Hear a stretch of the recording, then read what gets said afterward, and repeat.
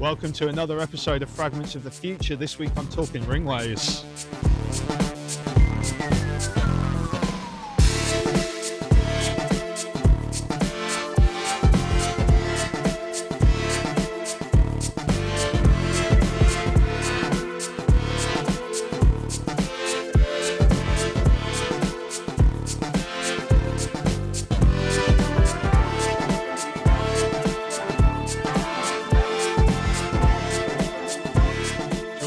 Ironic, I'm using a tree to keep the camera straight. The very same thing that they wanted to knock down to build this. So, London in the 50s, 60s, there was a big problem. The problem was traffic. How do we solve this problem? Do we give everyone line bikes? Do we make them walk? No, we build motorways. That was the idea. The Ringways program was part of this nationwide program of motorway building. There's fragments that were built like this. This is the A40, previously the A40M. The Westway in Ladbroke Grove in West London. It goes from Paddington Basin out towards Shepherd's Bush and onwards towards the west, towards Oxford. This is the first part of the scheme. And when people saw what it was going to look like, they were not happy. It involved a lot of demolitions of houses. There were houses all along here that got demolished. People who lived in Dalston and in Camden and in Brixton thought, this is what our suburb is going to look like. Would you like your garden to look like this, having a bloody great motorway running through it? Well, that is what the planners of London had in their mind, and this is exactly what it would have looked like under the Westway. Now, some parts of this road have been rehabilitated. They tried to put in useful things for people, and I think they've done quite an interesting job. There's offices, shops, all sorts of stuff, but it also does have a little bit of a dodgy feeling. Now, what I think is really interesting is the way that people live with the road, and maybe this is how we'd all have had to live if London had been crisscrossed by ringways. So here is the Westway Sports Centre. So they built sports pitches under the Westway. So this is one of the most interesting artifacts of the whole ringways scheme. Look at this, a bridge to nowhere. This roundabout is just north of Shepherd's Bush, and the idea was that the ringway was going to continue right through here where these houses are. We're losing the light a bit now, but you can make out exactly where those houses would have had to be bulldozed. Here's the other ramp. It's crazy, isn't it? Do you know what? I've never been down here before, and it reminds me of maybe the concrete island that J.G. Ballard wrote about in his book Concrete Island, where the architect crashes his car off a motorway junction and just ends up in this weird world where he can live. And it makes me think of that. You could live down here. It's very strange, but it's also sort of beautiful, and it shows how you can build, you know, a kind of weird bucolic paradise among the crazy cities that we built. And here is the ramp that would have led the ringway away up to the north.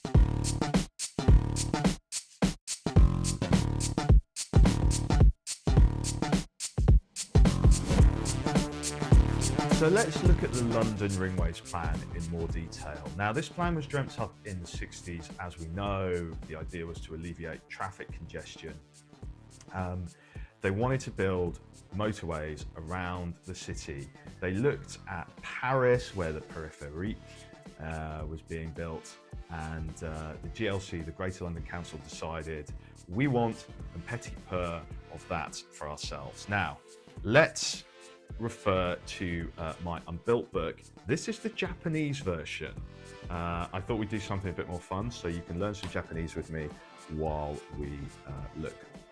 Now, this is an example of what the GLC, Greater London Council, used to communicate. They produced these brochures which were going to tell people about where the road was going to go. And here is a map. This is Ringway 1, the motorway box. we are looking at the Shepherd's Bush section, the West Cross Route, the M41 that was built, and the part where it connects to the Westway. There was also the north, east and south cross route as well. We're going to look at those in another episode. Now, things didn't go well because of the Westway. There were protests, people protesting against the pollution and the noise of living near the road. The case against the GLC's ringway plans, it says in this newspaper article from 1970, and this was one of the maps that they used to show where the road was going to go. This is through Lambeth. Now, the ringways plan was cancelled due to protests from residents groups in places like Gosport Oak and Blackheath, and also due to the oil crisis, which was going to make all these infrastructure projects that people had been dreaming about for years suddenly hugely expensive and beyond the means of most councils. So the ringway plan was then cancelled.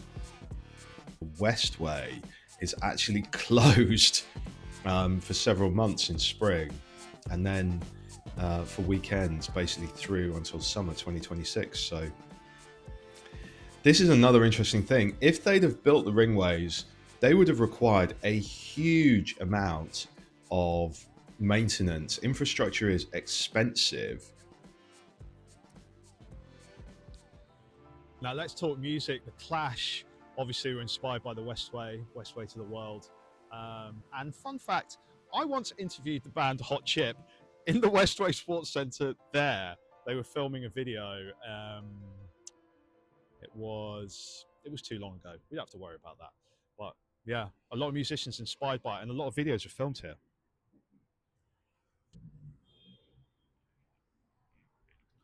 This is just a shot of me walking because I think it'll look good in the video, and that's me pointing at the underside of the road. Did you like that? I don't know why I'm talking. I haven't got a crew. It's just me. Absolute joke. You have to do these things on the cheap. You are useless. Get the out of here. I've always been intrigued by this. There's a traveller community who live right here under the road, under the ringway. Helicopters, welcome to London. The ringway scheme was complicated. They were going to build all these ringways around London, through London and out of London. The most famous part of the scheme was Ringway 1, the motorway box. And that is what I'm at here in Shepherd's Bush. The ambulance can't get through the traffic. Building roads, do they work? But the point was, they were going to build this inner ring road. It was going to go up and around through Camden, through Dalston, through Hackney, down through Bow. That part was built, the Blackwall Tunnel. Then it was going to come south through Brixton. And then the west part, this is the part that was built. It was titled the M41 through Shepherd's Bush. Now it's been downgraded. It's not a motorway anymore. And then it was going to continue through North Kensington. And we're at the junction here where the M41, the West Cross route, met the A40M, the Westway. Here is one of the remaining fragments of the Ringways plan. The West Cross route, formerly the M41, is running up the side of Shepherd's Bush. Just a very short section of it was built, kind of a proof of concept. The concept, of course, failed, but this road was never shut. This road still exists today. Roads are great and stuff, but if you live near them, bit annoying.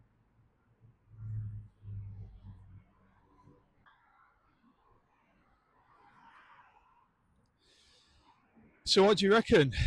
Would you have liked to live in a London that looked like this, with motorways everywhere? Or would you? I don't know. It is an interesting part of the history of the city though, isn't it? Now, I'm by Westfield, so I'm going to pop in and go to Primark. I feel like I've been dropping my T's quite a lot in this video. It's funny though, isn't it? This Ballardian landscape. You hate it, but also, as with horror, you're drawn to it. I know it would have been a bad idea if they built the ringways around London, but I can't help but wonder what it would have been like. They'd have had to demolish my house in Dalston to build it. They'd have had to demolish so much. It would have been such a bad idea in so many ways, but yeah. Oh, is that Westfield? I'm going to go to M&S. Thank you for watching this episode of Fragments of the Future about ringways in London. I hope you've enjoyed it. If you haven't, that's fine. You can complain in the comments below, or you can come round to my house and make a personal complaint to me, which will be fine too. If you've enjoyed it, maybe you'd like to subscribe. I would love that. I want to get more subscribers. And join me again for another similar video. My name has been Christopher Beanland, and I hope you have enjoyed this.